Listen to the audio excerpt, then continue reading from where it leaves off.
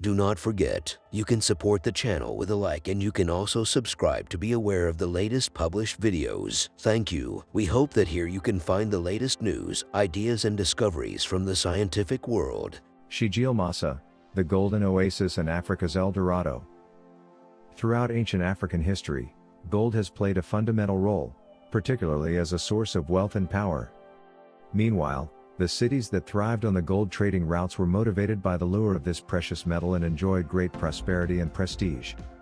Sijilmasa was one such city.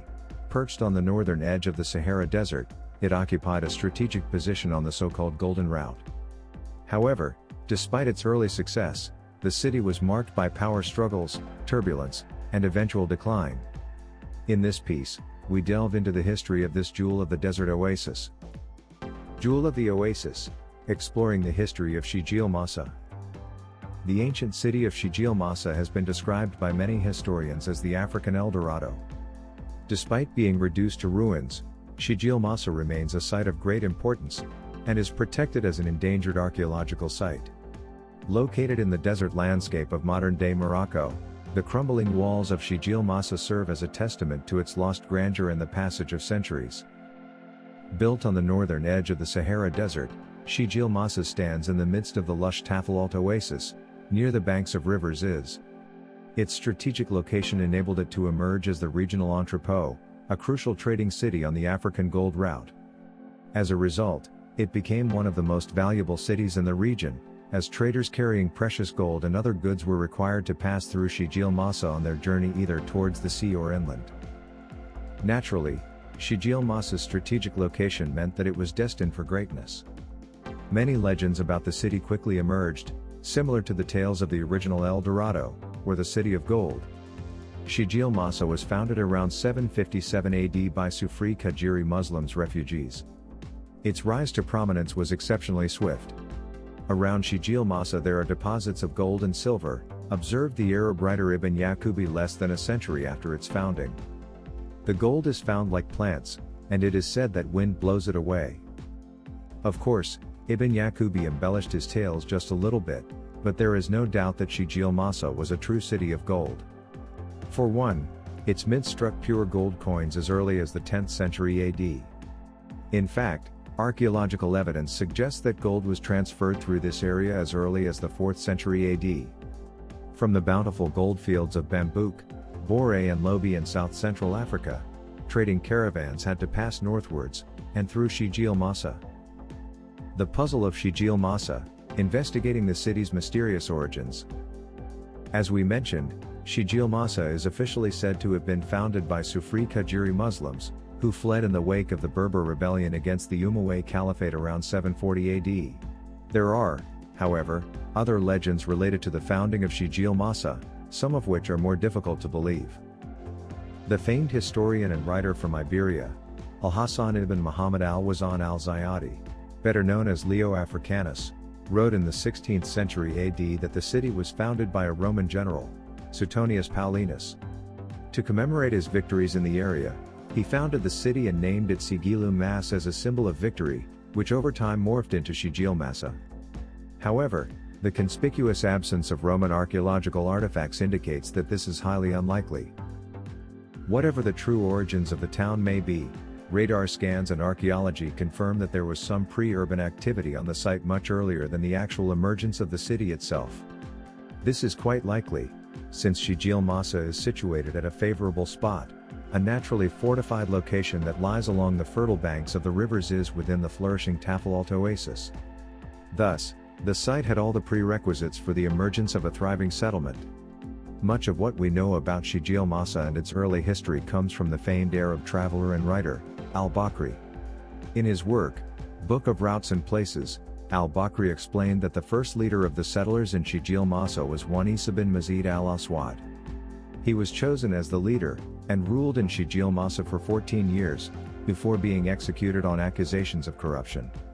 In his place came Abu al-Qasim al-Maknasi, whose descendants would form the Midrar dynasty that would rule from Sijilmasa until 977 AD. Prospering from the African gold routes. The next we hear of Sijilmasa comes from another Arab traveler, Ibn Hawqal, who visited the area around 950 AD. In his writings, Ibn Hawqal noted that the city was quickly growing in economic power, due to shifting trade routes in Africa. As a result, the flourishing Oasis city attracted the attention of trading caravans. Previously, trade between Egypt and the gold-producing Ghana Empire was conducted by crossing the harsh deserts, but this soon became untenable. The trade caravans shifted their paths, so as to travel through the Maghreb area and to Sijilmasa in the Oasis. From there, they could again head south through the Sahara, with better results and less harsh conditions. Visiting the booming town of Sijilmasa, Ibn Hawqal was stunned by its prosperity and the overall wealth of the gold route cities. He witnessed a bill issued to a trader from the Mauritanian city of Ouagadougou, from a trader from Sijilmasa. The bill, written out for 42,000 dinars, was an astounding sum for the time. Ibn Hawqal had never witnessed such an amount in his entire life of travel. The city's wealth was undoubted.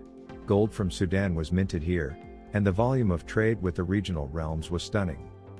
Of course, all that wealth and prosperity brought with it a degree of independence. Under the above-mentioned Midrar dynasty, Sijilmasa grew into a regional power, and was able to free itself from the yoke of the Abbasid Caliphate as early as 771 AD, becoming largely independent. The rule of the Midrar dynasty spread to the neighboring region, and was centered on the city of Sijilmasa. But, alas, every era of prosperity has to end at some point. The geopolitics of Sijilmasa, navigating power struggles in the Sahara. In the 10th century, Sijilmasa's rulers experienced their first major problems. Two rival caliphates began a major feud, fighting over the control of the African trade routes. These were real superpowers, and Sijilmasa could not compare, even with its wealth. These superpowers relied on powerful regional rulers to act in their stead. Sijilmasa's Midrar rulers were chosen by the Fatimids of Afriqiya, modern-day Tunisia, while their rivals, the Umayyads of Cordoba, chose the rulers of Maghrawa Confederation. These alliances, however, were quick to shift and displace, and trouble soon arose in Sijilmasa. Around 909 AD, the Fatimids launched an expedition against Sijilmasa. For 50 days the city was in their hands, before it was again retaken by the Midrars.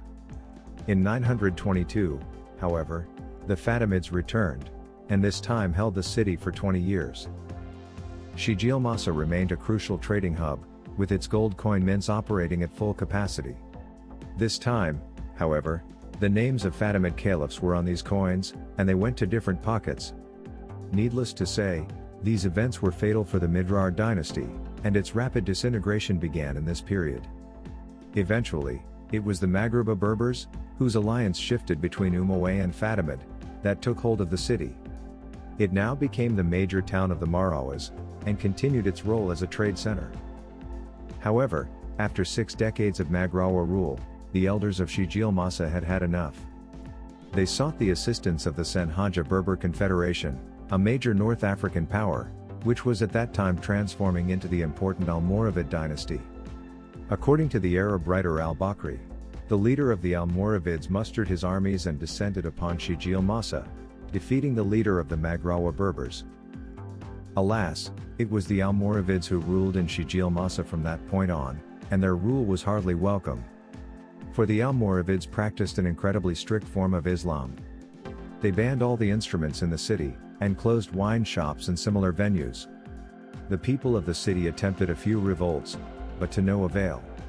Sijilmasa remained in Almoravid hands until 1146. Sijilmasa, a pawn of greater powers. It was only in 1146 that the Almohad Caliphate took control of Sijilmasa.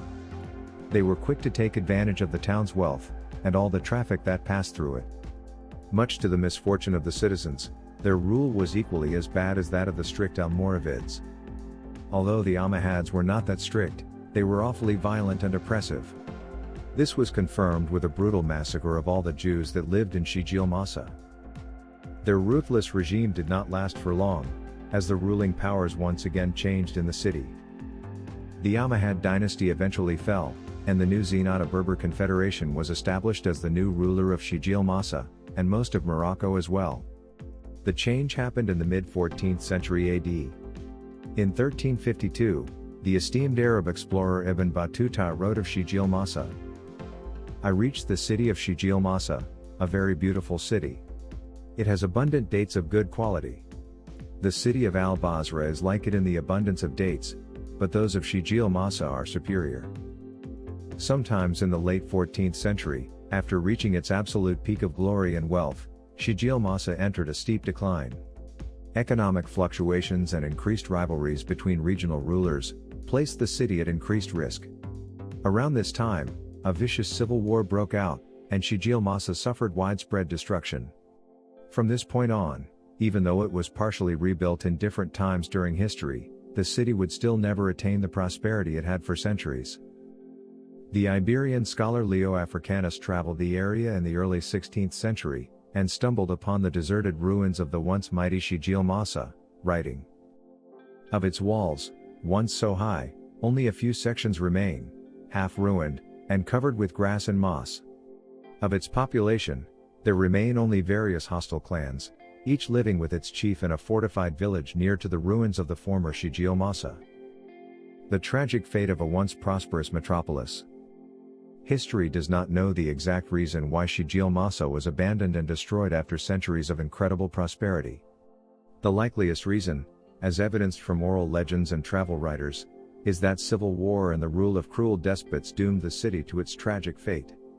Climate change could have contributed as well, with a continued lack of resources plaguing the townsfolk. At its height, Sijilmasa was the most prosperous town in the region. All the gold from the powerful Mali Empire ended up in the Sijilmasa mints, where it was struck into coins and placed into the global market.